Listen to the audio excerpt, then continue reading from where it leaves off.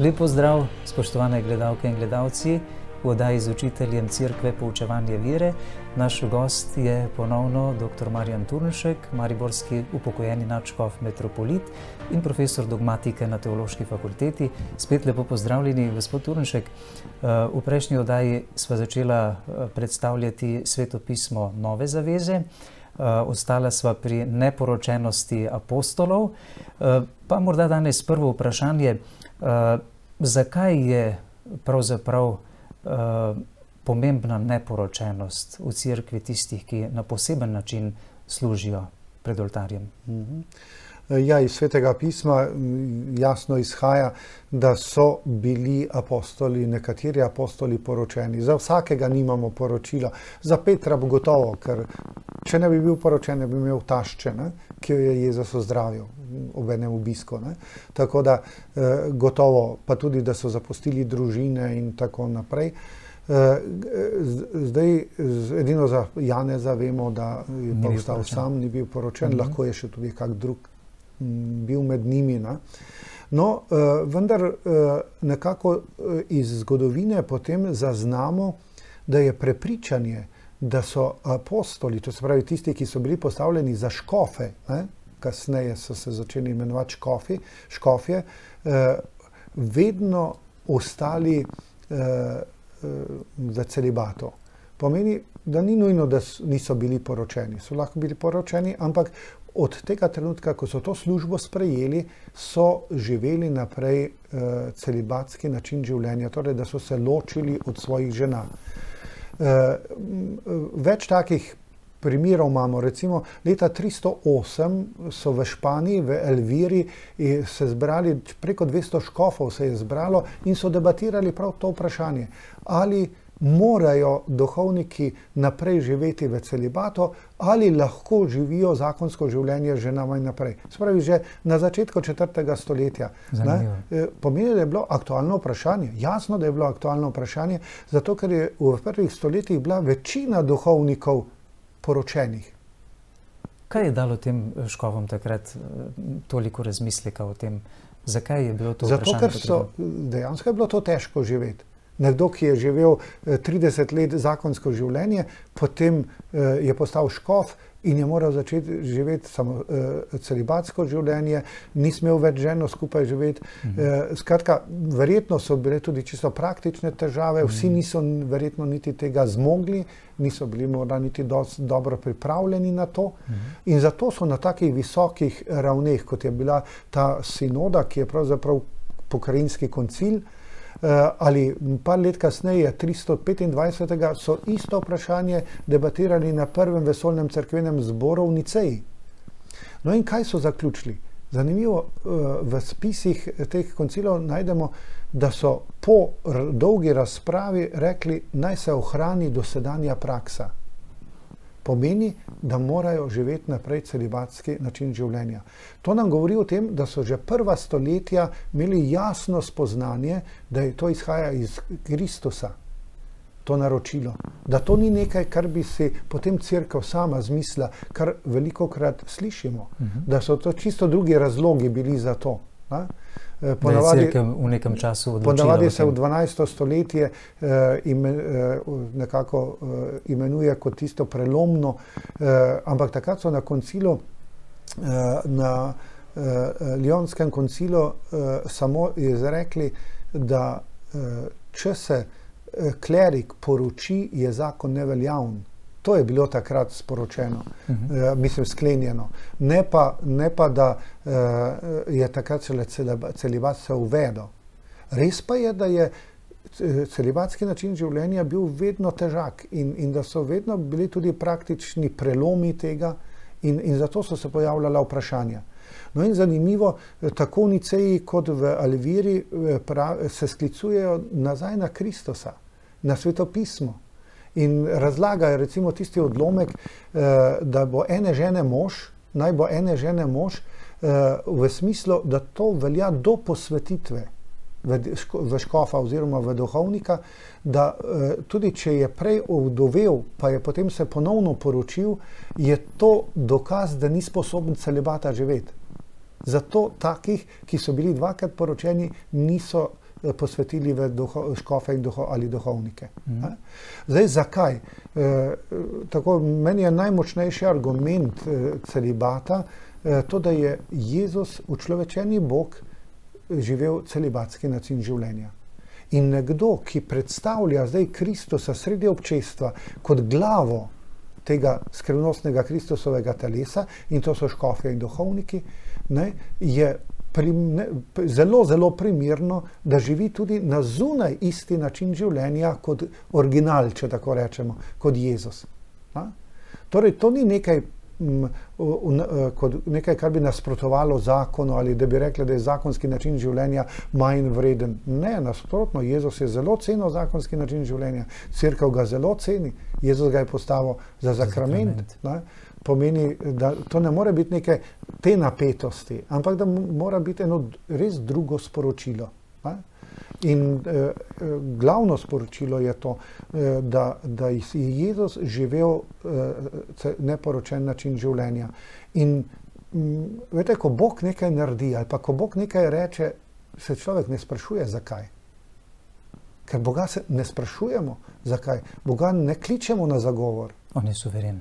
On nam je to razodel, nam je to pokazal, in mi, če smo pošteni in če ga imamo radi, če razvijamo ljubezen do njega, potem ga poslušamo. Želimo to, kar on želi. Pa vendar, gospod nadškof, velikokrat lahko slišimo, da je to nenaravno. Cerkev danes ponovno na močan način predlaga vsem samskim in neporočenim, da živijo čisto življenje, v čistosti. Je to res nekaj nenaravnega? Nikakor ni nenaravno, čeprav je seveda malo odvisno od tega, kaj kdo pojmuje pod naravnim. Zdaj, a je nenaravno, da recimo mož in žena, ko je eden zboli ali pa celo trajno postane invalid, ne moreta imeti spolnih odnosov? A je to nenaravno? Ali spada k naravi? Spada k tistemu, kar ste obljubila, verjetno, ko ste se poročila, ne? V sreči in nesreči. Tako. Hočem to reči, zgovarjati se na naravo ali recimo so druge okoliščine, v katerih se človek odloči, da recimo danes ne živijo poročeno mnogi, se odločijo za samski način življenja, seveda iz drugih razlogov. A je zdaj to nenaravno? Človek ima neko svobodo. Res, da smo po naravi spolna bitja, ampak to še nujno ne pomeni, da moramo spolnost uresničevati samo na en način. Konec koncev, spolno delujemo vedno in povsod.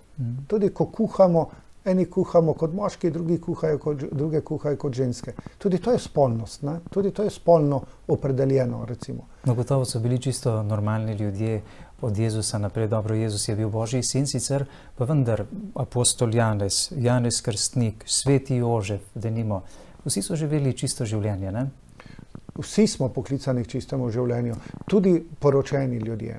Tako čistost ne pomeni ne imeti spolnih odnosov, ampak tudi spolne odnose živeti čisto, se pravi neposedovalno, da so to vrhunski izraz ljubezni, ne pa vrhunski izraz samozadovoljevanja, pa tudi če je in zlorabe. Ja, to je zloraba potem spolnosti, ker ne služi rasti človeka, osebe, osebnosti, ne enega, ne drugega. Zakaj ni nobene ženske apostolke? Verjetno bo to eno vprašanje, ki ga bomo lahko Jezusa v živo postavili, ko se bomo v nebesih srečali. Zopet je tako, dejstvo je, da v tem Jezusovem zboru 12 ni zabeleženo, da bi bila ženska. Zopet smo tam. Boga klicati na zagovor? Ne moremo.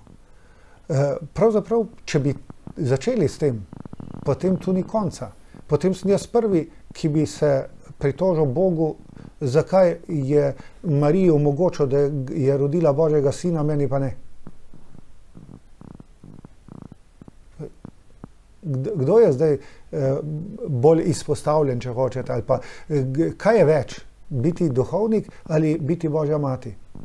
In vendar noben moški ni Božja mati, samo Marija je Božja mati. V Medžugorju poslušamo danes, da se Marija pred vami duhovniki klanja, da vam daje izjemno mesto, ona ni pred vami, tudi to. Čeprav je Božja mati, pa vendar... Po zakramentu mašniškega posvečenja, ki pa ni naša stvar, to je Božja stvar. Ne? V tem je duhovnikovo dostojanstvo, da je po zakramentu priličen Kristusu duhovniku in da v Kristusovem imenu opravlja, izgovarja neke besede, opravlja neka dejanja. Ne? Ko duhovnik reče, to je moje telo, posodi glas Kristusa, to niso duhovnikove besede, to so Kristusove besede. Ampak jih lahko Kristus po njem izgovarja zaradi zakramenta mašniškega posvečenja. Ne zaradi moje sposobnosti, čisto ali človeške narave, ki jo imam. Ne? To nisem jaz, ne, v tem smislu. Čeprav Bog mene uporabi. Kot smo prej govorila o prerokih, ne, jih je Bog izbral in je Bog dal besedo, kdor si jo je pa sam dal, je bil pa lažni prerok. Ne? Zanimivo. No, zdi se mi tudi zelo pomenljivo, da je v Medžugorju dejala, ker ko se prikaže, da nimo tudi sama blagoslovi kakšne nabožne predmete vernikom, povedo vici, ampak je pa v posebnem sporočilu dejala, zavedajte pa se, da je najpomembnejši blagoslov tisti, ki pride po duhovniku. Ja, zato ker je to Kristusov blagoslov, to ni duhovnikov blagoslov. To je torej drugi Kristus, duhovnik je drugi Kristus. Alter Kristus, drugi Kristus je, ampak zaradi zakramenta, ne zaradi osebnih lastnosti. Zato lahko tudi najbolj grešen duhovnik enako blagoslovi, kakor, ali pa mašuje, recimo, je maša veljavna, seveda za njega je škoda, ampak kot zakrament je pa enako veljaven. Zakrament mašniškega posvečenja. Recimo, Euharistija, recimo. Euharistije. Zato, ker v Euharistiji, v zakramentih deluje Kristus. Mi smo samo orodje v pozitivnem pomenu besede. Gospod Naškov, kako sta lahko Marko in Luka napisala evangelij, ki je sprejet v kanon Svetega pisma, pa nista bila neposredne priče dogodkov ob Jezusu, kot sta bila denimo Matej in Janez? Zato, ker sta spadala v prvo cerkveno skupnost, zato, ker sta spremljala apostole in sta to napisala še v času, ko so apostoli še živeli. Torej, so apostoli lahko to recimo lektorirali in cenzurirali, ne? In korigirali, oziroma bi oni lahko povedali, to ni res, to pa je res. Ne? Skratka, ampak ona dva sta pripadala prvi cerkvi, spet prvi skupnosti, spremljala apostole, jih najprej sama poslušala in se ob njih spreobrnila, potem pa celo jim pomagala. Ne? Tako da je to sporočilo krščanstva, Jezusovo sporočilo, jim na nek način ima zlezlo pod kožo, bi lahko rekli. Ne? Torej, apostoli, ki so živeli z Jezusom in ga poznali osebno, so nekako bili potem, so potrdili verodostojnost teh pisem. Teh pisem. Zlasti verodostojnost je vedno potrjevala skupnost, celotna skupnost, ki pa so jo v tistem času še vodili apostoli. Kaj pa so apokrifi? Poznamo tudi evangelije, ki niso bili sprejeti v svetopisemski kanon, denimo Judov, Petrov evangelij in še kakšnega.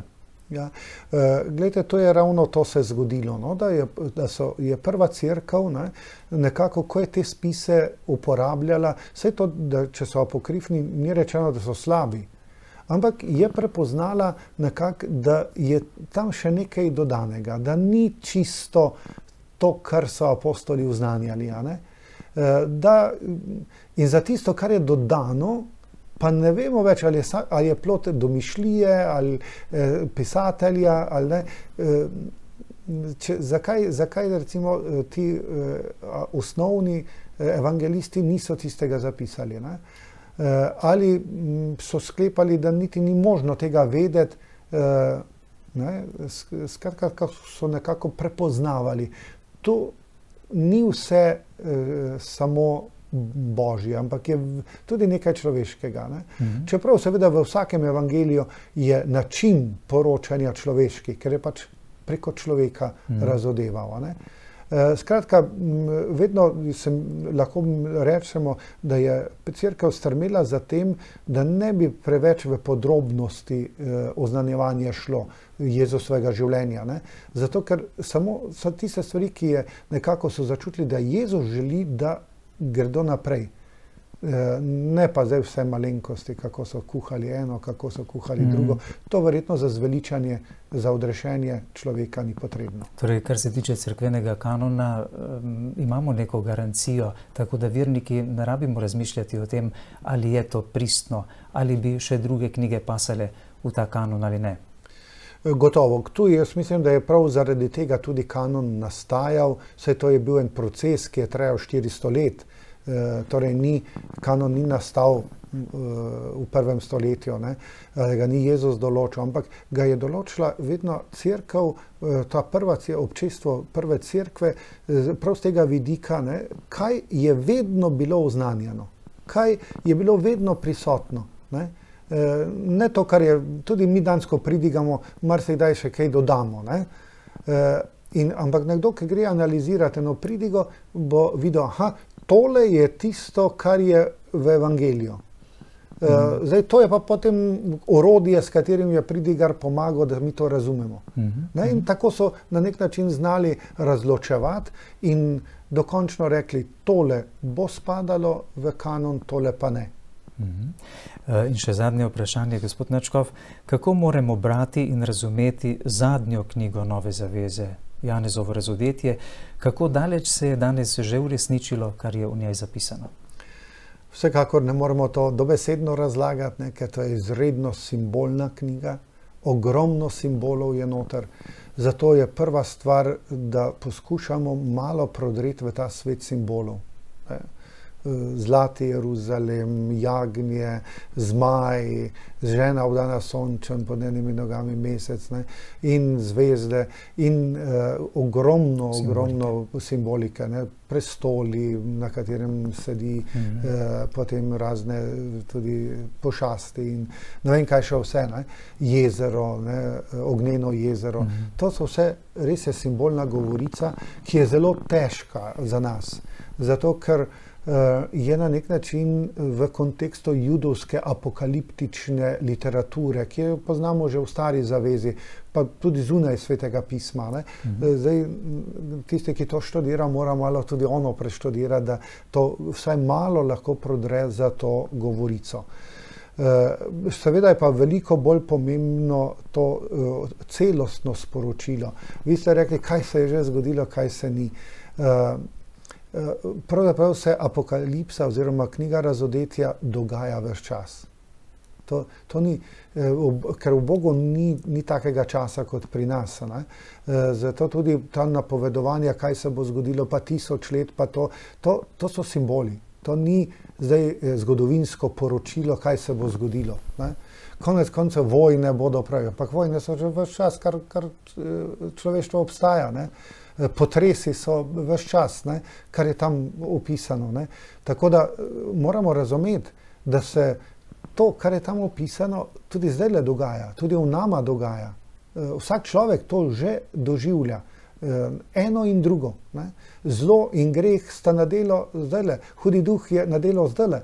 Enkrat močneje, drugič enkrat zmaguje on, enkrat zmagujemo mi v našem življenju, oziroma Bog v našem življenju. Vse to se že dogaja. To pa seveda ne pomeni, da čas, ki ga je Bog določil za vse te dogodke, ni omejen. Ja, ker vsak čas je omejen. Noben čas je vedno končen. Čas je nekaj, kar je Bog ustvaril s tem, ko je stvaril stvari. Zato rečemo, v Bogu pa ni časa. To pa ne pomeni, da v našem življenju ni časa. Mi živimo časovni način življenja. In seveda bo enkrat tega konec. Vendar je Jezus jasno povedal, zato ve samo Oče. Niti on v človeški naravi tega ni vedel. Pravi, niti sin tega ne ve, kot človek.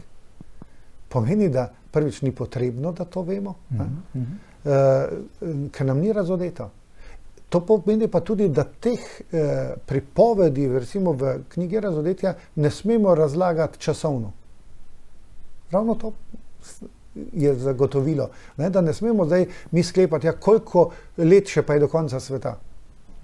Ni to sporočeno. Kaj pa, gospod Nadškof, znamenja današnjega časa, ki so nekaj posebnega gotovo? V zgodovini ne vem, če je bil kdaj takšen odpad od vere, kot je danes. Glejte, nič novega pod soncem. Vsaka doba je imela svoj odpad. Ne? Poglejte, danes v prvih stoletjih cvetoče krščanstvo v Mali Aziji, v Severni Afriki, danes skoraj ni več kristjanov tam. Pa se ni zgodilo zdaj, v našem času. Je že stoletja tako. Ali pač na drug način se je odpad dogajal. Glejte, hudi duh si nenehno prizadeva, da bi človeka in človeštvo odpeljal stran od Boga.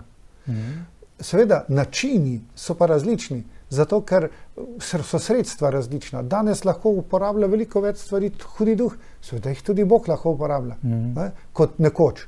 Zato je mogoče bolj očitno ali bolj hitro očitno. Hkrati pa lahko ne smemo prezreti, da pa danes tudi živijo ljudje svetniško.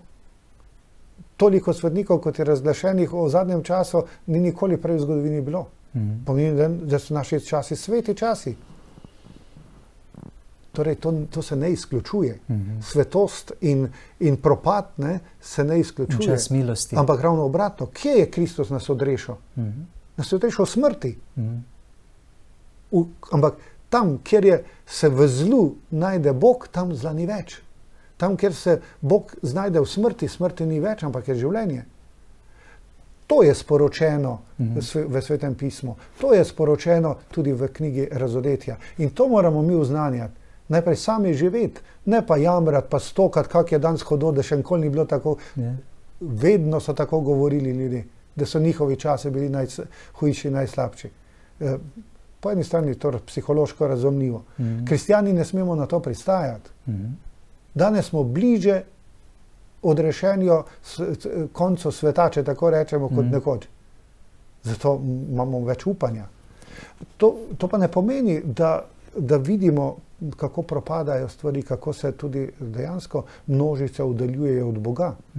Ampak mi smo poslani tem množicam. Mi imamo Božjo moč v sebi. To nas mora držati po konci in tudi dati pogum, tudi če je treba za ceno življenja. Pa kaj? Vse enkrat moramo umreti.